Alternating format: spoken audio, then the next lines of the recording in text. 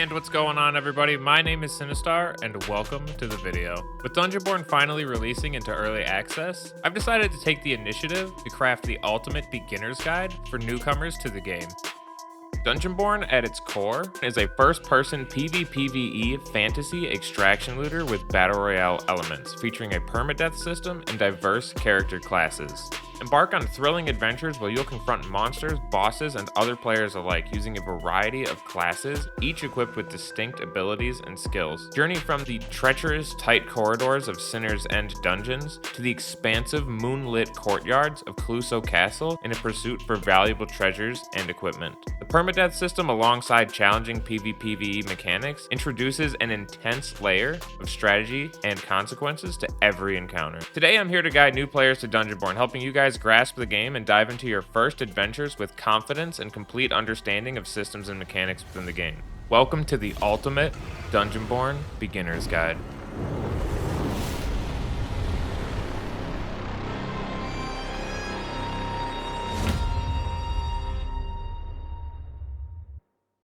Upon launching the game, your initial step will involve creating a character. You'll encounter a selection of 8 distinct classes, each affiliated with different races, boasting unique abilities and passive effects. The Fighter, Priest, Rogue, and Pyromancer classes belong to the human race. Humans benefit from additional inventory capacity, enhancing their ability to carry and manage loot more effectively. The Death Knight and Cryomancer classes belong to the undead race, utilizing a resource known as soul energy, similarly to that of mana, but soul energy can only be replenished via the souls of the dead.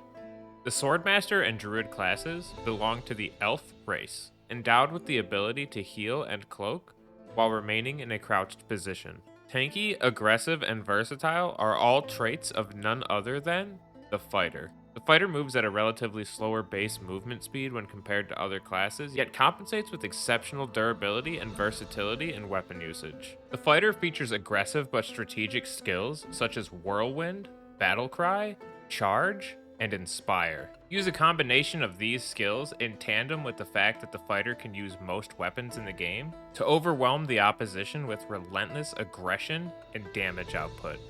If you're the type of player that likes entry fragging and leading your team into battle as a tank, the Fighter is a class for you.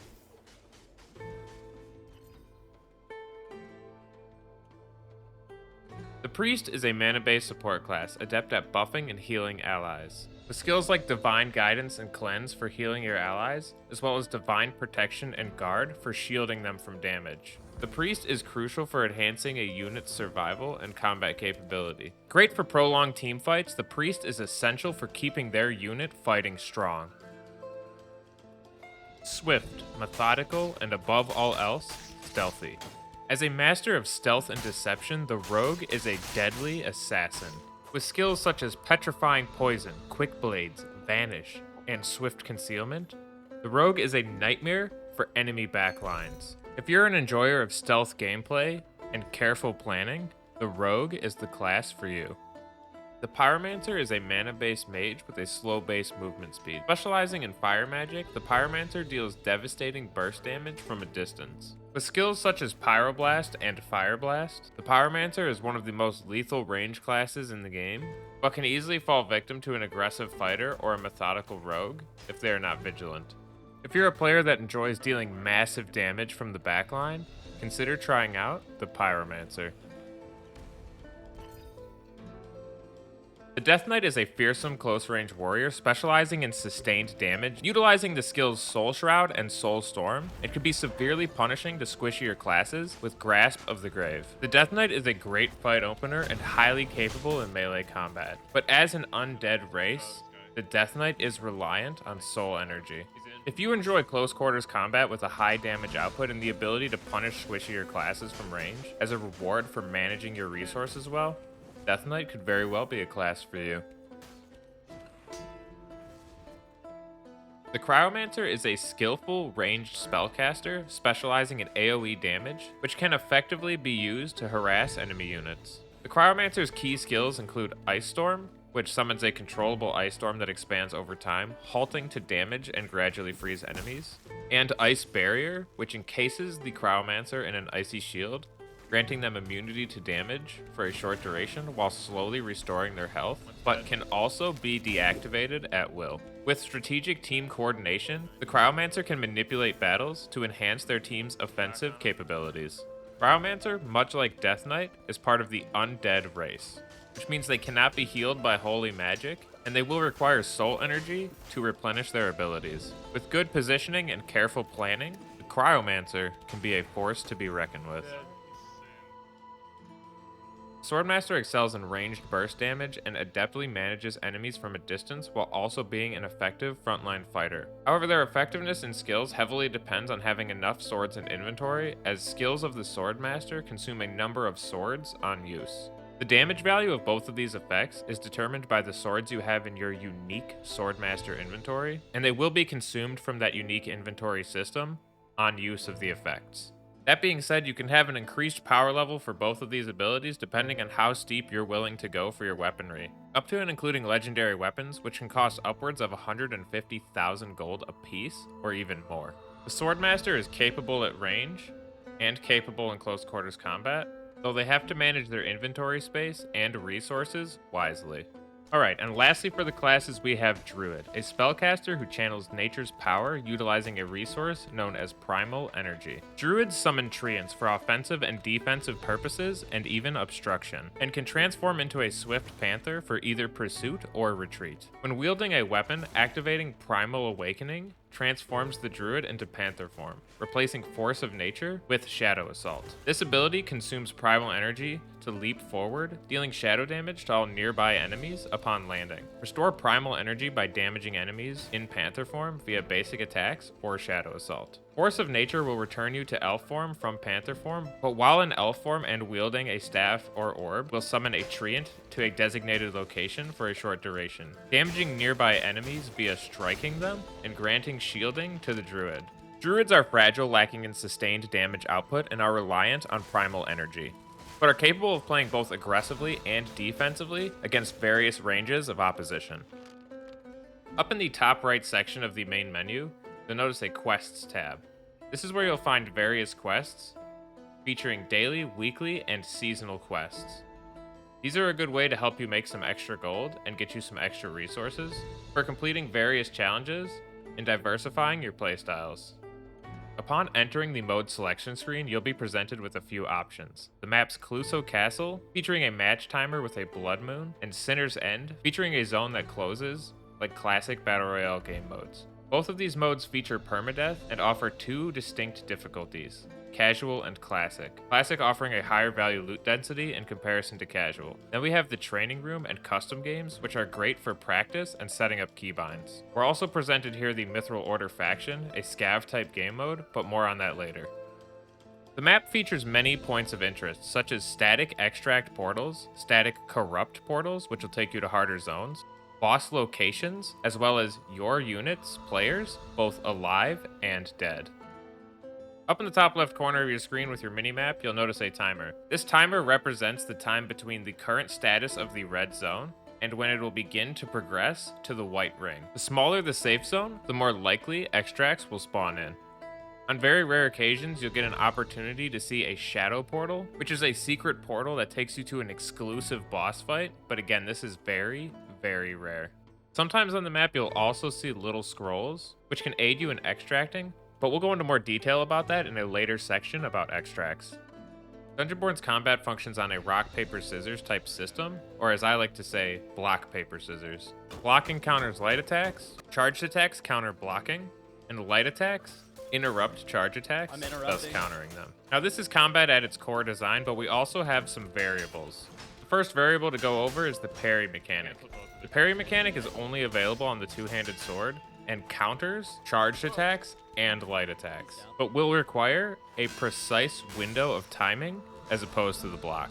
Another variable to block properties is the way that dual daggers block mechanics functions, but we'll cover that in more detail in the next section. Alright, and now that we understand the core combat basics, let's understand the weapons available in Dungeonborne.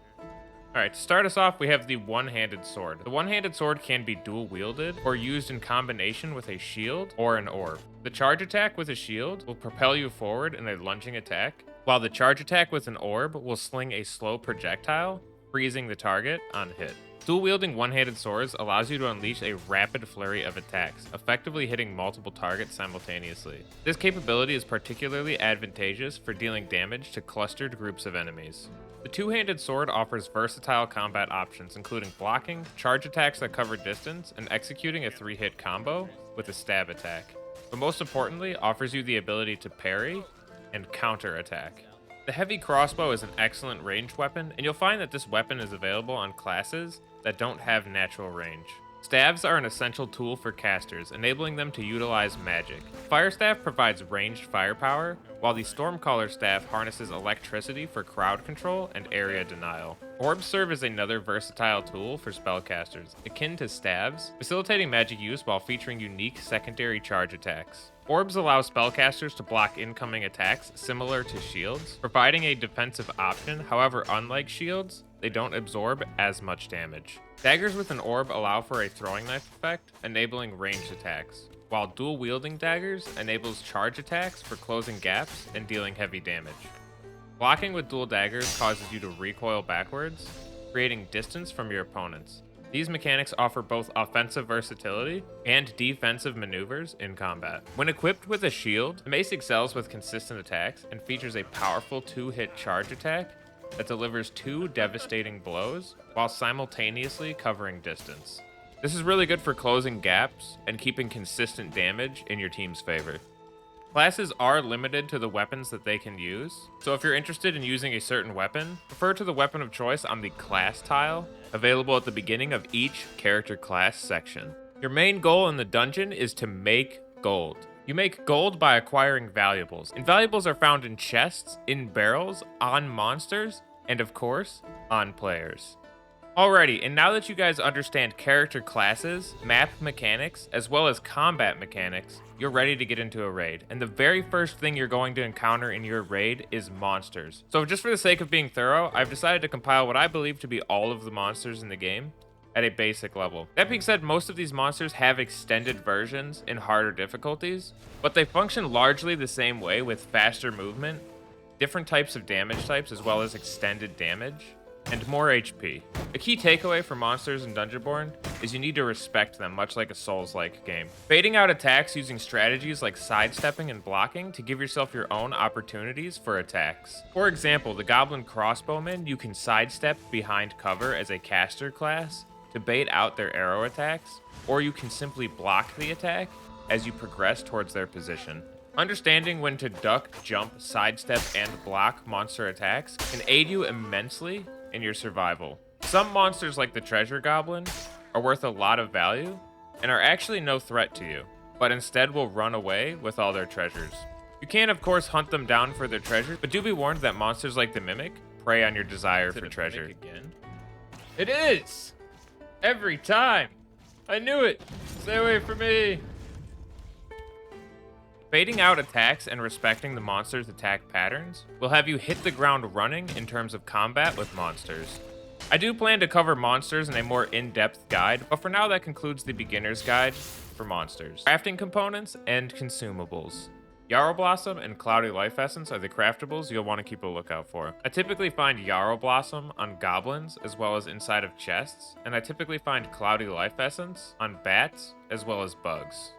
Yarrow Blossom is typically used for throwable consumables like the Incinerary Flask and the Thunderclap Flask, while Cloudy Life Essence is used for regenerative effects, like healing potions, bandages, as well as mana potions. The most important consumables that you will encounter are healing potions and bandages, both of which will heal you for 300 HP, healing potions doing so over the course of 30 seconds and applying almost instantly, while bandages, on the other hand, will restore 300 life after a 6-second use time. Mana potions function similarly to healing potions, but for the effect of refilling your mana. As a general rule of thumb, I like to pop a healing potion before I fight to have this subtle life gain as the fight goes on. And then I use my bandages, typically when I get struck by AI, but you can pop bandages in the middle of a fight to turn the tide in your favor, if of course an opportunity presents itself. Generally speaking, in a base kit of gear, I will run 1 stack of healing potions and 1 stack of bandages, but in a set of green gear, I might run 2 of each, and in a set of blue gear, I might run 3 of each. But the preference is obviously up to you. From mimic potions to smoke screens to shielding potions and stone shaping flasks, there are a lot of craftable consumables to get your hands on and mess around with. You of course can buy all of these consumables from the merchant, up to and including the very sought after Ascension Potion. And that brings us to the consumables that cannot be crafted or purchased. Potions known as elixirs.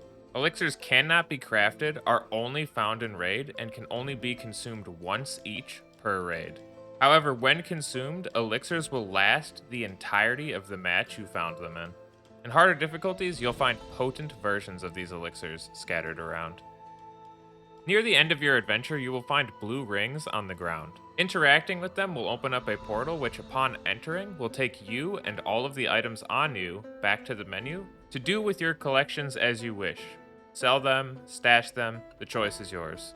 Red rings, on the other hand, offer a similar effect of removing you from the current raid, but instead of taking you back to the menu, they will take you to a much harder zone, a zone that contains more valuable loot, harder enemies, and unique bosses. These are called corrupted portals. Static extracts, as shown on the map earlier, are public knowledge to everyone in the match. These extracts open up when the red zone approaches, so theoretically speaking, these 2 extracts as shown on screen here should be opening up soon, as the red zone will be approaching this white ring. Tread with caution, as opening the randomly spawned extracts will pulse the map for all players on the map to see that you are trying to extract. You can, however, effectively negate this effect by having a ritual scroll in your inventory while interacting with an extract. Ritual scrolls are consumed from your inventory on use or when extracting, and can only be found in raid. Survival is obviously a key factor to extracting. Various shrines around the map offer you things like shielding, damage buffs to help you win fights, as well as just straight up healing effects. These shrines are crucial to survival in a lot of cases. You'll want to pack enough meds to make sure that you're very well off, but in a worst comes to worst situation, understanding a little bit of map knowledge and where the shrines are can really help you stabilize in a bad spot. Speaking of a bad spot, do you ever find yourself dead? Of course you have. You're watching my beginner's guide. Ladies and gentlemen, I present to you the Resurrection Stone via the Resurrection Shrine. A stone blessed with the hatred of death to resurrect your fallen comrades. Behold! Stanger is born anew! Some of these shrines even take part in a multiple step process to some of the game's biggest secrets, but I'm sure nobody knows anything about that yet. While on the topic of extracts, though this is a very universal tip, when interacting with any items, this includes chests, doors, and extracts, you can simply tap the interact button and remain looking at the object to continue interacting with it. As an added bonus, you can actually move while doing this, and subsequently dodge incoming attacks. This strategy has become a strategic default to my survival arsenal. So shrines, meds, and understanding extracts all do a great job at keeping you alive, but the most important aspect of survival is understanding your character class and the weapons in your hand. Every character has passive effects, and you'll need to kit them into these passives to unlock their true potential with a thing called affixes. Affixes are statistics that are tied to gear with various stats to help you achieve these passive effects. This piece of gear being plate armor, which can be used by the Death Knight and the Fighter, with a strength bonus of 6.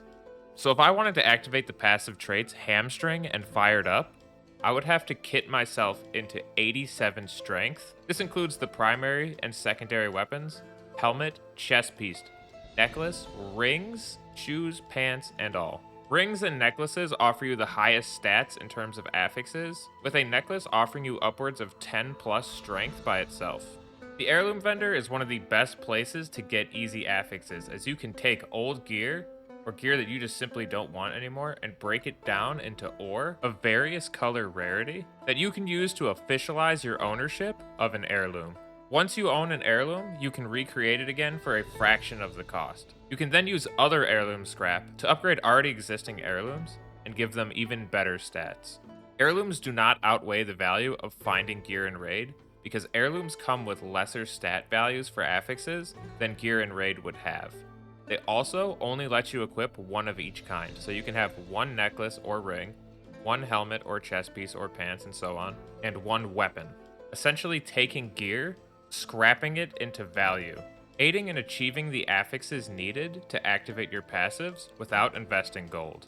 Okay, and for the next tab in the menu, we have the Alchemist. The Alchemist is a place you can craft your healing potions, mana potions, bandages, and other consumables like incendiary flasks, stone-shaping flasks, smoke screens, shielding flasks, and all. Remember how we were talking about those Yarrow Blossoms and Cloudy Life Essence earlier?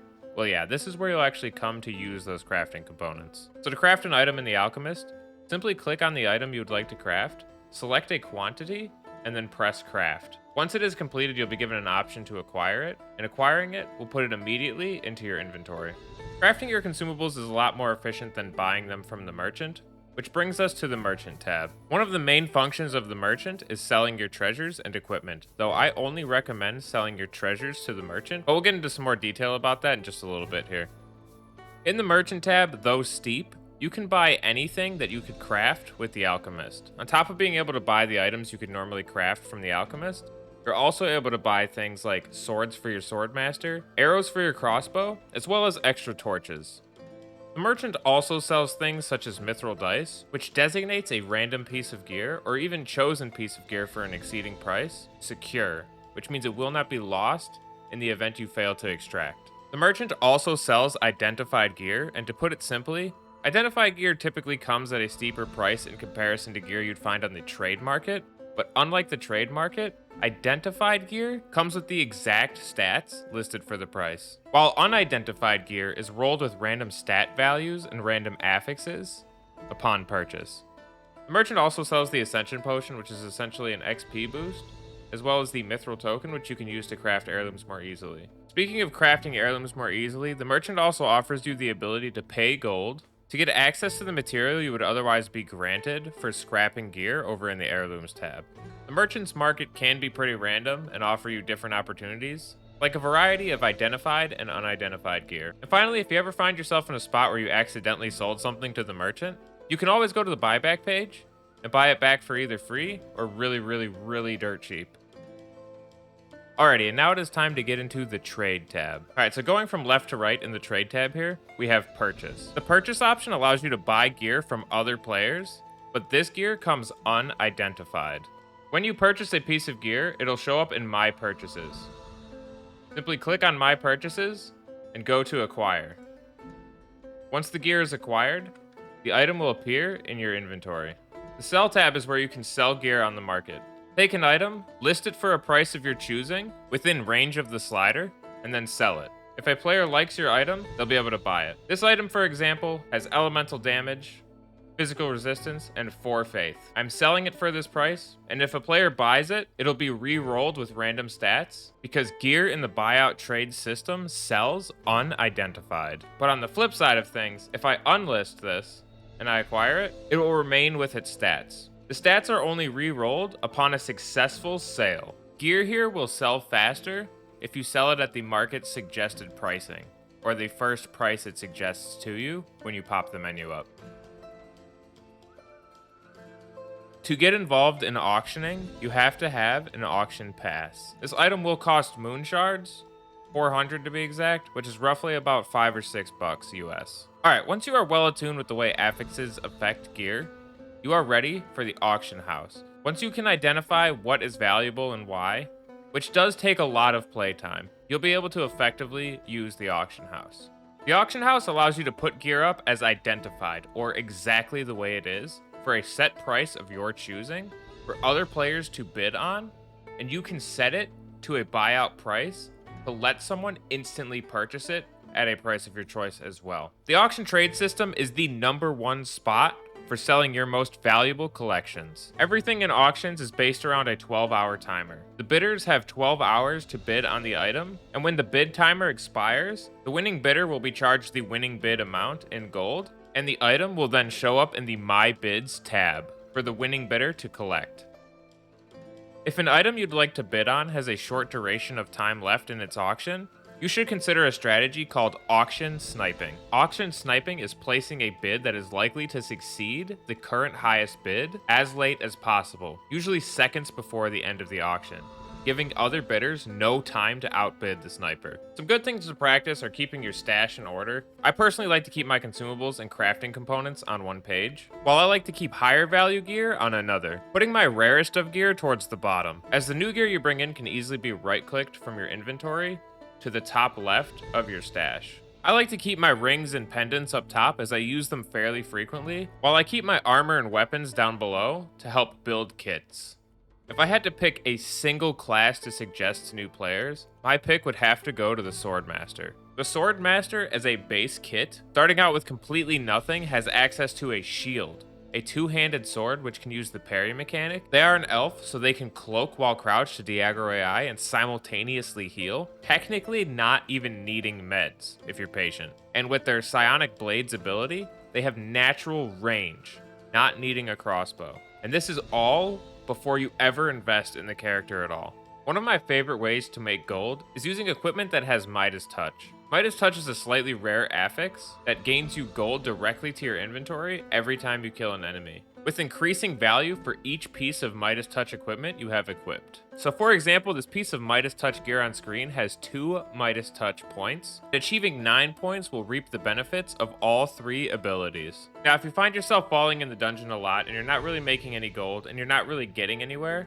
you might want to consider a bit of practice. Team Deathmatch is the perfect way to do so, as you get to test your gear without the risk of losing it, and they also provide you with high-level gear of purple rarity to compete with the other contestants with.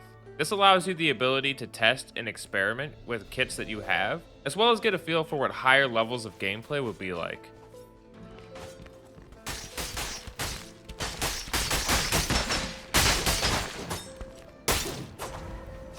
Got him. Literally got all of them. I need heals so bad, bro. And now, Team Deathmatch is great for PvP, but nothing really beats the real-world action of the dungeons.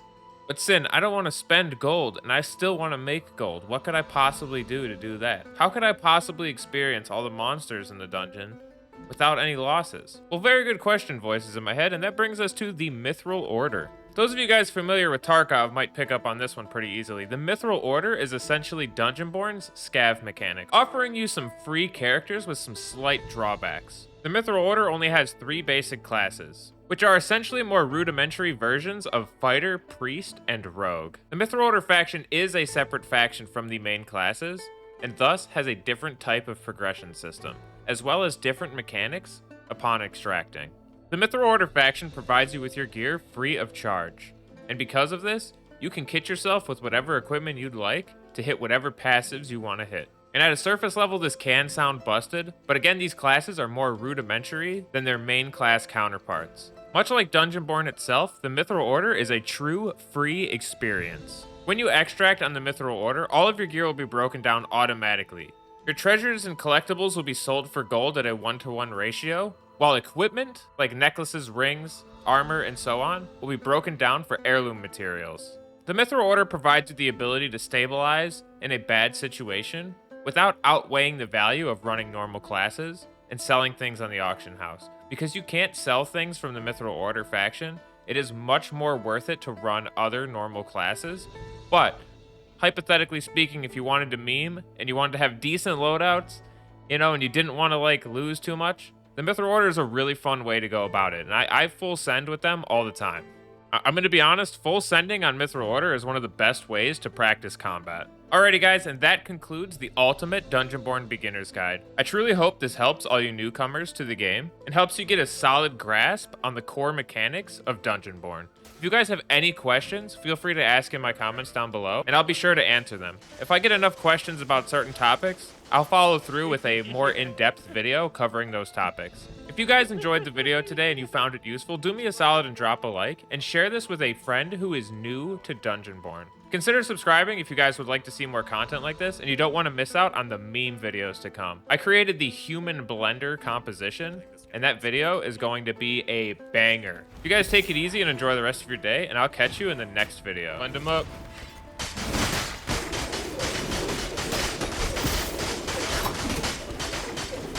Where is he? Oh, he's dead. He died. he's super dead. I gotta heal now.